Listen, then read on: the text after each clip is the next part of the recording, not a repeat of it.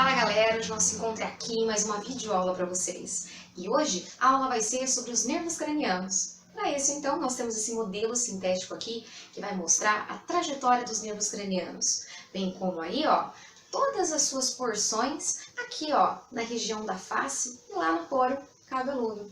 Então se você tem uma dessa na sua instituição, acompanha por aí. Do contrário, lápis e o caderno na mão. Tem mais uma videoaula. Roda a vinheta. Então, para o nosso estúdio de gravação, vamos acompanhar certinho aí, passo a passo, cada um dos nervos cranianos, bem como as suas funções.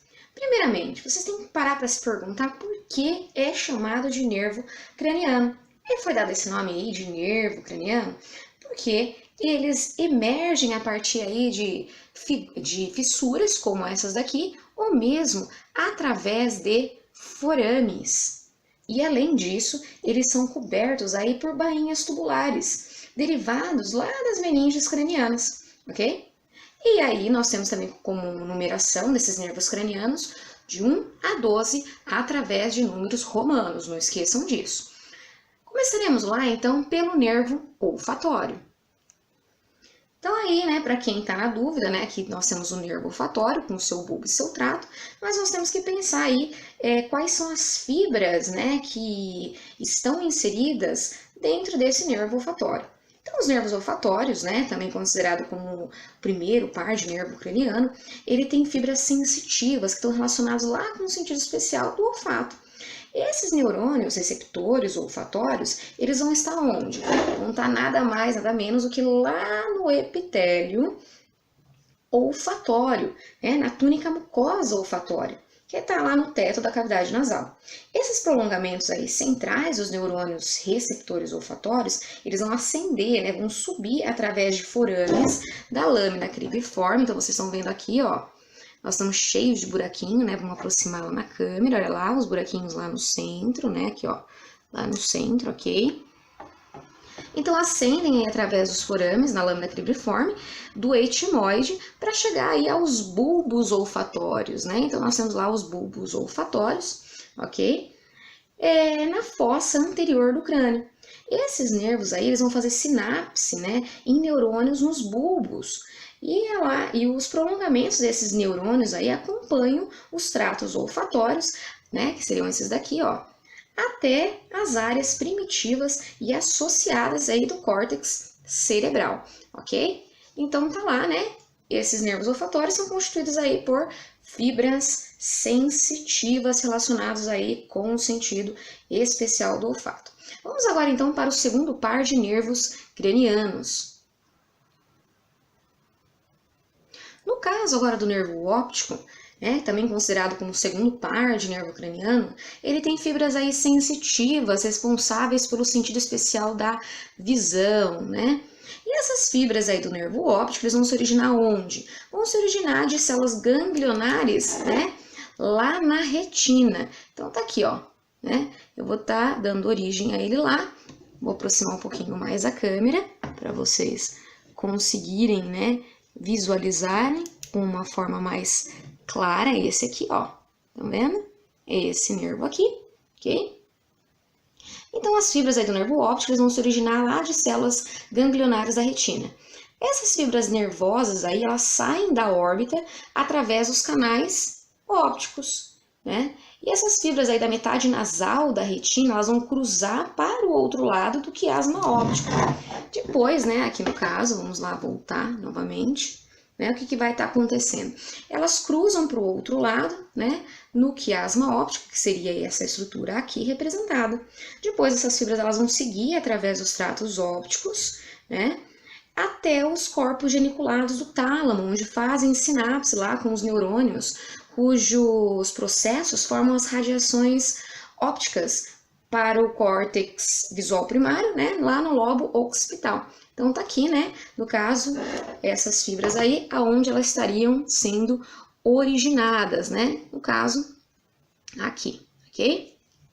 Vamos seguir então para o terceiro par de nervos cranianos, que nós vamos chamar lá de nervo oculomotor. Então agora, seguindo lá pelo nervo oculomotor, percebam aqui que eu começo a explicação pela vista aí endocranial, né? Por que eu estou fazendo essa explicação primeiro aqui, ó, nessa vista endocranial? Isso porque esse nervo oculomotor ele vai enviar fibras motoras somáticas para todos os músculos extrínsecos do bulbo do olho, exceto, né, o oblíquo superior e o reto lateral.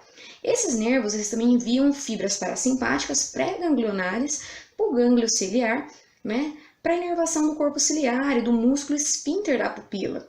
Esses nervos eles vão se originar aqui no tronco encefálico, então por isso, né, um dos motivos aí pelo qual estou colocando ele aqui, né, na vista endocranial primeiro.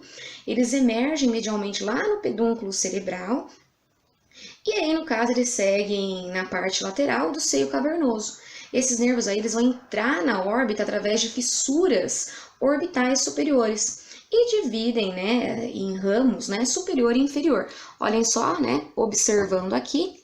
Então, tá aqui, no caso, a fissura orbital superior, ok? Então, eu começo por aqui, porque ele vai ser originado a partir dessa vista endocranial, visto que ele se origina aí do tronco encefálico. Vamos agora ir para o quarto par de nervos cranianos, também conhecido como aí o nervo troclear.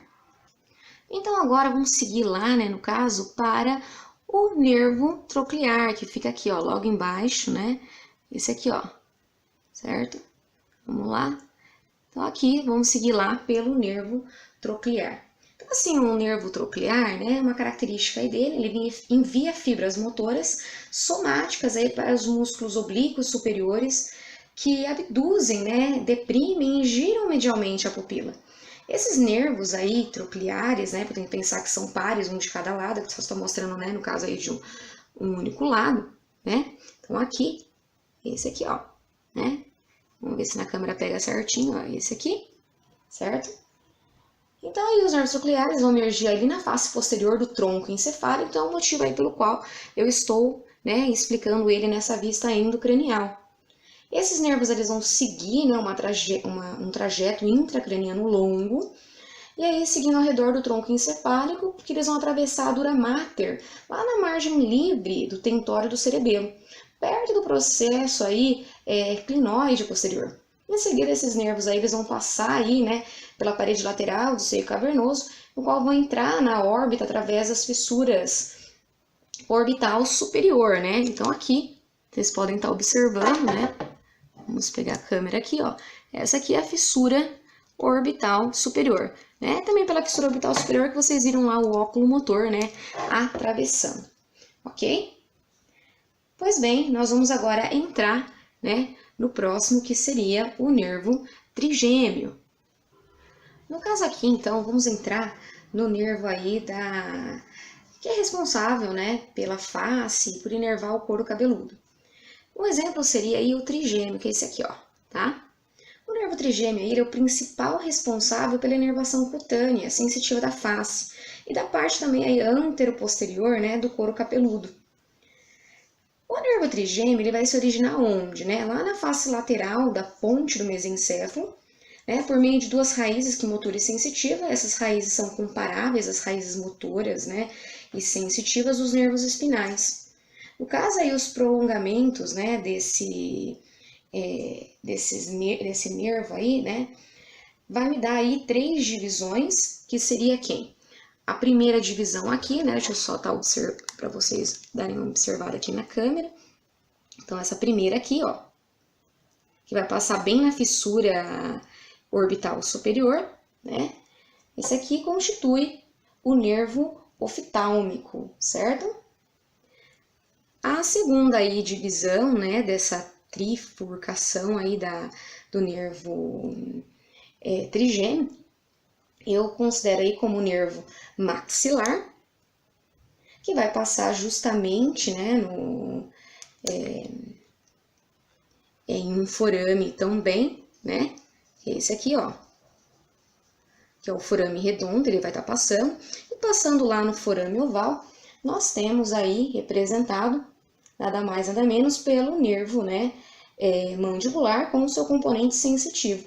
Esses nervos aí, eles vão ser nomeados, né, de acordo com as principais áreas onde eles terminam. Por exemplo, olho, axila e mandíbula.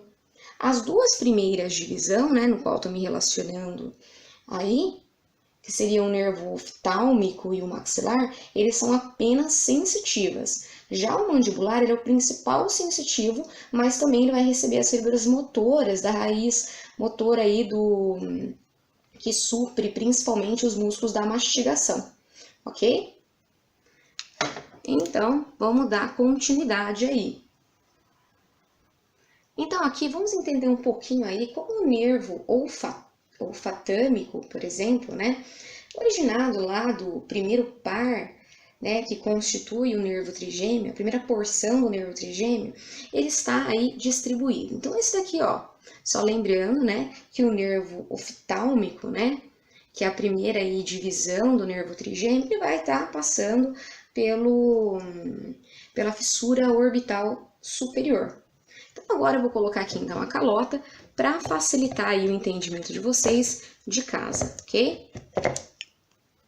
Então, aqui, né, deitando o modelo sintético, nós podemos observar que esse par aqui, ó, que foi originado a partir do nervo trigêmeo, que é o nervo oftálmico, por exemplo, né, que é a divisão superior aí do nervo trigêmeo, é a menor das três divisões dele. No caso aí, né, ele vai dar origem, por exemplo, a essa estrutura aqui, ó, no qual eu chamo de nervo frontal, né? Esse nervo frontal é o maior ramo produzido pela trifurcação do nervo oftálmico. Ele vai seguir ao longo do teto da órbita, né? Como vocês podem estar observando aqui, ó, seguem ao longo do teto da órbita, ok? E aí, então, ele vai se bifurcar aproximadamente aí no meio do caminho, né, para formar os nervos cutâneos supraorbital, que seria esse aqui, e o supratroclear, ok? No caso do supraorbital, né, qual seria a distribuição dele? A distribuição dele é na túnica mucosa do seio frontal, na pele, túnica conjuntiva, do meio da pálpebra superior, pele e pericrânio da região anterolateral da fronte e couro cabeludo até a linha interauricular. Já no caso do supratroclear, que seria essa divisão aqui que vem do nervo frontal, que nada mais é do que uma divisão do nervo oftálmico, né? Enfim, a distribuição dele é na pele e túnica conjuntiva da face medial da pálpebra superior. Que na verdade aí, né, aí no caso nós temos a pele e o pericrânio da região anteromedial da fronte, ok? Além disso, nós podemos estar observando aqui, ó, né, no caso, um outro nervo aí originado por ele, que seria o infratroclear, né? O infratroclear é um ramo aí do nervo nasociliar e esse é o principal ramo cutâneo, né? Que seria, no caso, esse aqui de baixo. Então, esse infratroclear, né? Ele acompanha a parede medial da órbita, passando inferior da tróclea, né? A sua distribuição na pele lateral, né? A raiz do nariz, pele e na túnica conjuntiva das pálpebras, né? Adjacente ao canto medial. Também a sua distribuição está no saco lacrimal e carúncula lacrimal, né? Então, seria esse aqui, ok? Então, nós temos aqui o infratroclear, certo? Nós temos o supratroclear e nós temos também o supraorbital. Todos provenientes lá, né, do nervo oftálmico, né? E aí no nervo maxilar? Vamos seguir então pelo nervo maxilar. Então aqui, ó, vamos estar observando lá, nada mais, nada menos, né, do que o nervo maxilar. Então aqui, ó, o nervo maxilar. Essa estrutura aqui, ó, em volta, né, é só para esquematizar que, no caso aí, foi passado pelo forame redondo, né, como se fosse um pedacinho de forame redondo. Tá bom, então vamos dar continuidade. Esse nervo aí maxilar é uma divisão intermediária aí do nervo trigêmeo, né, como eu já havia dito antes para vocês. Então aí o nervo maxilar ele vai seguir anteriormente a partir aí do gânglio trigemial e deixa o crânio através do forame redondo, né? Então aqui vai estar representando o forame redondo, ok? Na base aí da asa maior do esfenoide. O nervo maxilar ele vai entrar na fossa palatina, né? Onde ele vai emitir aí ramos, né? E quem seriam esses ramos aí que ele estaria, né, emitindo? Então, no caso aí, um dos ramos, né, que ele vai estar emitindo é esse aqui, ó, tá? Como que é o nome desse ramo no qual ele vai estar emitindo, né? Ele é chamado aí de zigomático temporal, né? Que é um nervo cutâneo que vai ser derivado do nervo maxilar. No caso, ele vai ter origem no ramo terminal maior, né? Do nervo zigomático, ele vai enviar ramos comunicantes para o nervo lacrimal da órbita, depois ele vai seguir até a fossa temporal através do canal zigomático temporal no zigomático mesmo. Então, a sua distribuição vai estar lá na pele, né? No caso, a pele sem pelos, na parte anterior da fossa temporal, por exemplo. Então, essa região aqui é a área de inervação dele, né? Que no caso é o zigomático temporal. Uma outra inervação aí, né? Um outro ramo que eu encontro é esse aqui, ó, no qual eu chamo ele de zigomático facial, né? Ele vai atravessar o canal zigomático facial, no zigomático, no ângulo inferolateral da órbita, né?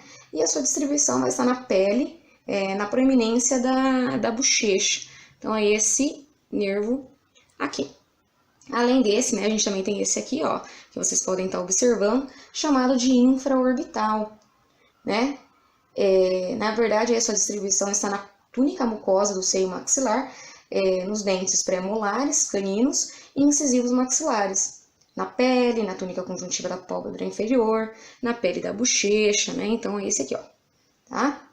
E também, né, ele vai estar distribuído na região lateral do nariz e região antero-interior do septo nasal, pele e túnica mucosa oral aí do lábio superior, ok?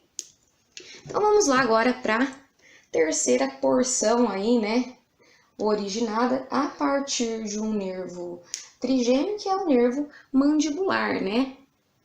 Então, voltando aqui para uma vista inferior, né, era uma vista endocranial, né, aqui, nesse modelinho didático, nós vamos encontrar aí na parte mais inferior aí dos três nervos que passam pela fissura orbital superior, o nervo aí abducente, no qual vai conduzir aí fibras motores somáticas para os músculos retos laterais dos bulbos dos olhos, né? No caso aí os nervos abducentes, eles vão se originar da ponte, no qual vão perfurar a dura mater no clivo, atravessam o seio cavernoso e as fissuras orbitais aí superiores de fato vão entrar na órbita.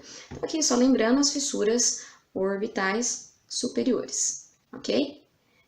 Só lembrando que esses três aqui nós temos aí como exemplo o óculo motor, primeiro, na sequência nós vimos aí o troclear, aí então, desses pequeninos menores aqui, né?